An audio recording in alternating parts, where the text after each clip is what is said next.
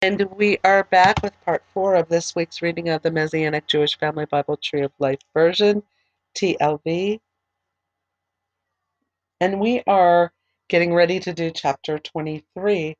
The first part of it, Josiah renews the covenant. There's like 3 parts in here. The second part is prophecy fulfilled at Bethel. And actually, there's 4 parts. I'm sorry. Josiah's death and Judah's decline. So we're going to start with chapter 23. Josiah renews the covenant. Then the king sent for, and they gathered all the elders of Judah and Jerusalem to him. The king went up to the house of Adonai, and all the men of Judah and all the inhabitants of Jerusalem with him, the Kohanim and the prophets, all the people, young and old. And he read in their hearing all the words of the book of the covenant, which was found in the house of Adonai. Then the king stood by the pillar and cut a covenant before Adonai to follow Adonai, keep his mitzvot, his laws, and his decrees with all their heart and soul, in order to fulfill the words of this covenant that were written in this scroll. So all the people stood for the covenant. Then the king commanded Hilkiah the Kohen Gadol, the Kohanim, and the second order of and the doorkeepers to bring out the temple of Adonai, all the vessels made for Baal and Asherah, and all the hosts of heaven, and he burned them outside Jerusalem in the fields of Kidron, and took their ashes to Bethel. He stopped the idolatrous priests whom the kings of Judah had ordained from burning incense on the high places in the towns of Judah and around Jerusalem, as well as those burning incense to Baal, the sun, the moon, the constellations, and to all the host of heaven. Then he brought out the Asherah pole from the house of Adonai to Kidron Valley outside Jerusalem, burned it in the Kidron Valley, ground it to dust, and threw its dust over the graves of the common people. Then he tore down the quarters of the male cult prostitutes that had been in the house of Adonai, where the women had been weaving coverings for the Asherah. Then he brought all the people from the towns of Judah and defiled the high places where the priests had burned incense, from Geba to Beersheba. He also broke down the high places, the gates that were at the entrance of the gate of Joshua, the city governor, which were on one's left as one entered the city gate. Nevertheless, the priests of the high places did not go up to the altar of Adonai in Jerusalem, but they did eat matzah with their kinsmen. Next he defiled Topheth, which is in the Ben Hinnom Hinnom Valley, so that no one might make his son or daughter pass through the fire for Molech. Then he did away with the horses that the kings of Judah had dedicated to the sun at the entrance of the house of Adonai in the colonnades by the chamber of the officer Nathan Melech, and he burned the chariots of the sun with fire.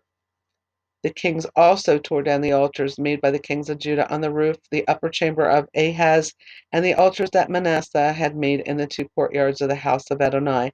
He smashed them suddenly there and threw their dust into the Kidron Valley.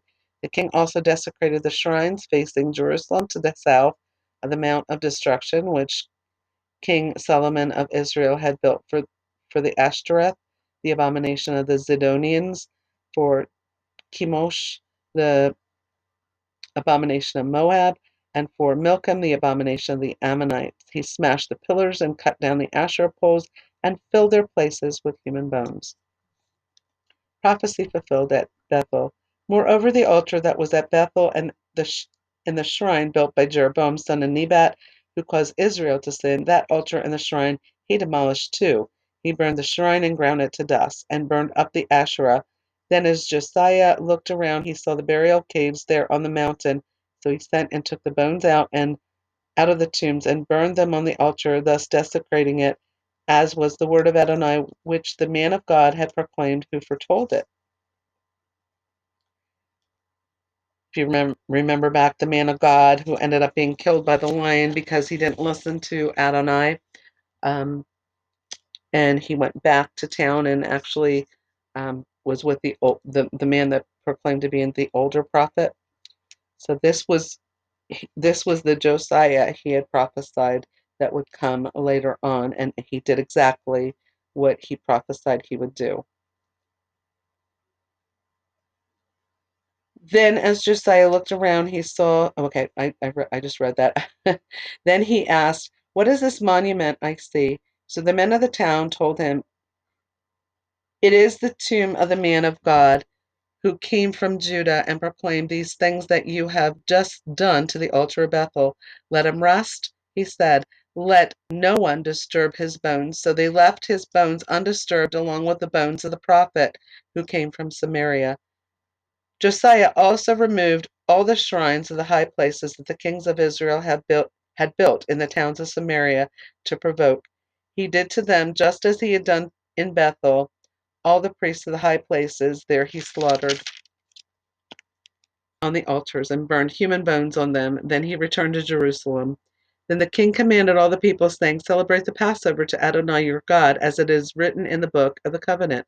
For no Passover like this had been celebrated from the days of the judges who judged Israel on or in all the days of the kings of Israel and the kings of Judah.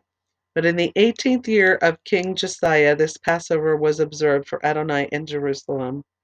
Moreover, Josiah got rid of the necromancers and the mediums, the teraphim, and the idols, and all the detestable things that were seen in the land of Judah and in Jerusalem, in order to confirm the words of the Torah that were written in the scroll that Hilkiah the Kohen found in the house of Adonai.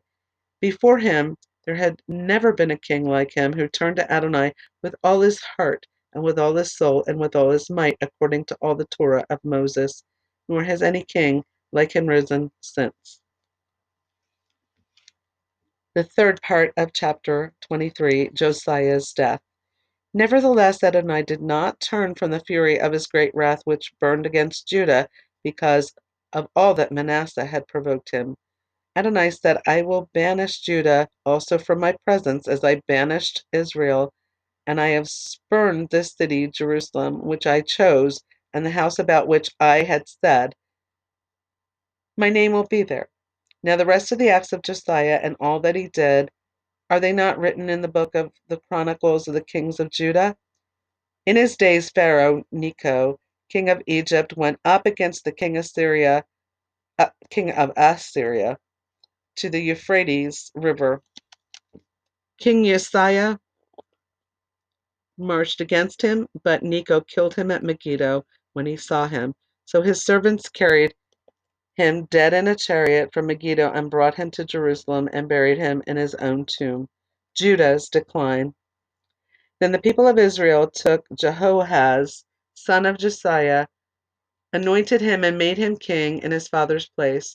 Jehoahaz was 23 years old when he became king, and he reigned 3 months in Jerusalem. His mother's name was Hamutal, daughter of Jeremiah of Libnah. But he did what was evil in Adonai's eyes, as in all his ancestors had done. Then Pharaoh Necho imprisoned him at Riblah in the land of Hamath, so he would not reign in Jerusalem. He also imposed on the land a fine of 100 talents of silver and a talent of gold. Then Pharaoh Necho installed Eliakim, son of Josiah, king in place of his father Josiah, and charged his name Jehoiakim. But he took Jehoahaz away and brought him to Egypt, and he died there. Jehoiakim gave the silver and the gold to Pharaoh, but he taxed the land to give the money in keeping with Pharaoh's command. He exacted the silver and the gold from the people of the land, each according to his assessment, to give to Pharaoh Necho. Jehoiakim was 25 years old when he became king, and he reigned 11 years in Jerusalem. His mother's name was Jebudah, the daughter of Pedaiah of Rumah. But he did what was evil in Adonai's eyes, just as in all that his ancestors had done. And that is the end of chapter 23. And here we go with chapter 24. Judah is exiled to Babylon. In his days, King Nebuchadnezzar of Babylon invaded, so Jehoiakim became his vassal for 3 years, but he turned and rebelled against him. Then Adonai sent against him marauding bands of the Chaldeans, Arameans, Moabites, and Ammonites. He sent them against Judah to destroy it as was the word of Adonai that he had spoken by the hand of his servants the prophets. Surely, at the command of Adonai, this happened to Judah, to banish them from his presence because of all the sins of Manasseh and all that he had committed, and also because of the innocent blood that he had shed, for he had filled Jerusalem with innocent blood that Adonai was not willing to pardon. Now the rest of the acts of Jehoiakim and all that he did, are they not written in the book of the Chronicles of the kings of Judah? So Jehoiakim slept with his fathers, and his son Jehoiakim became king in his place. No longer did the king of Egypt march out of his country, for the king of Babylon had seized all the land that had once belonged to the king of Egypt. From the Wadi of Egypt to the Euphrates River, Jehoiakim was 18 years old when he became king, and he reigned in Jerusalem for 3 months. That's a very short reign. Um, and Jehoiakim, his father's name was spelled Jehoiakim, and now we're speaking of his son Jehoiakim, which is Jehoiachin. Jehoiakim was 18 years old when he became king, and he reigned in Jerusalem for 3 months. His mother's name was Nehushta, daughter of Elnathan of Jerusalem. But he did what was evil in Adonai's eyes, like all his father had done. At that time King Nebuchadnezzar of Babylon's troops marched against Jerusalem, and the city fell under siege. Then King Nebuchadnezzar of Babylon himself arose at the city while his troops were besieging it. Then King Jehoiakim of Judah, his mother, his courtiers, his officials, and his eunuchs surrendered to the king of Babylon. So the king of Babylon took him captive in the 8th year of his reign. He also carried off from there all the treasures of Adonai's house and the treasures of the royal palace, and cut in pieces all the vessels of gold that King Solomon of Israel had made in the temple of Adonai, just as Adonai had said. Then he exiled all Jerusalem, all the captains, all the mighty men of valor, all the craftsmen, all the smiths, 10,000 exiles. None was left except the poorest sort of the people of the land. So he deported Jehoiakim to Babylon, along with the king's mother, the king's wives, his officials, and the notables of the land. He deported all as captives from Jerusalem to Babylon, all the men of valor, 7,000 strong and fit for war, 1,000 craftsmen and smiths. The king of Babylon also took as captives to Babylon. Then the king of Babylon appointed Mattaniah, Jehoiakim's uncle, king in his place, and charged his name to Zedekiah. Zedekiah was 21 years old when he became king, and he reigned 11 years in Jerusalem. His mother's name was Hamutal, daughter of Jeremiah of Libnah. But he did what was evil in Adonai's eyes, according to all that Jehoiakim had done. For though the anger of Adonai, it came to a point in Jerusalem and Judah that he finally banished them from his presence. Then Zedekiah rebelled against the king of Babylon. So Nebuchadnezzar had already carried people into exile. He came and took the craftsmen, the mighty men. He took musicians, people that, and he left actually the poorest. He left those that had a trade. He took. That he could actually use in his kingdom. So that's the end of chapter 24, and chapter 25 is the destruction of Jerusalem. Now it came to pass in the 9th year of Zedekiah's reign, on the 10th day of the 10th month, that King Nebuchadnezzar of Babylon and his entire army advanced against Jerusalem, set up camp by it, and built a siege wall all around it. So the city was under siege until the 11th year of King Zedekiah. And actually, King Zedekiah was just a puppet king for King Nebuchadnezzar. On the 9th day of the 4th month, the famine became so severe in the city that there was no bread for the common people. Then the city was broken into, and all the warriors fled by night by the way of the gate between the double walls near the king's garden, though the Chaldeans were all around the city, and they went by the way of Arabah. But the Chaldean army pursued the king and overtook him in the plains of Jericho. So what was happening is Zedekiah did not pay the tribute. He went against what he was supposed to do, what he agreed to do with King Nebuchadnezzar. So and now he's trying to escape. But the army pursued the king and overtook him in the plains of Jericho. All his army was scattered from him. So they captured the king and brought him up to the king of Babylon at Riblah and passed sentence on him. They slaughtered Zedekiah's sons before his eyes, then put out Zedekiah's eyes, bound him in bronze chains, and took him to Babylon. Now on the 7th day of the 5th month, which was the 19th year of King Nebuchadnezzar of Babylon, Nebuzaradan, the captain of the imperial guard, officer of the Babylonian king, came to Jerusalem. He burned down the house of Adonai, the royal palace, and all of the houses of Jerusalem. Every notable building he burned with fire. Then the whole Chaldean army that was with the captain of the guard demolished the walls of Jerusalem on every side. Then the remnant of the people who were left in the city, the deserters who had defected to the Babylonian king, and the rest of the populace, Nebuzaradan, captain of the guard, exiled them. But the captain of the guard left some of the poorest of the land to be vine dressers and field hands. Now the Chaldeans broke into pieces the bronze pillars that were in the house of Adonai, the stands and the bronze sea that were in the house of Adonai, and carried their bronze away to Babylon. They also took away the pots, the shovels, the snuffers, the pans, and all the bronze vessels that were used in temple service. The captain of the guard took away the fire pans and the basins, whatever was gold or silver, the two pillars, the one sea, the stands which Solomon had made for the house of Adonai. The bronze of all these vessels was beyond weight.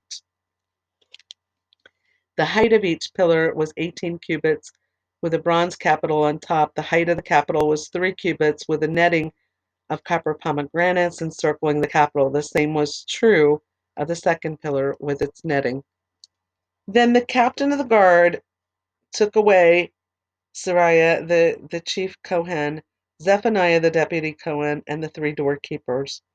From the city he took an official who had been overseeing the soldiers, and 5 of the royal advisers who were found in the city, and the scribe of the army captain who mustered the people of the land, and 60 men of the common people that were found in the city. Nebuzaradan, the captain of the guard, took them and brought them to the king of Babylon at Riblah. The king of Babylon struck them down and put them to death at Riblah in the hand of Hamath. Thus Judah was exiled from its land.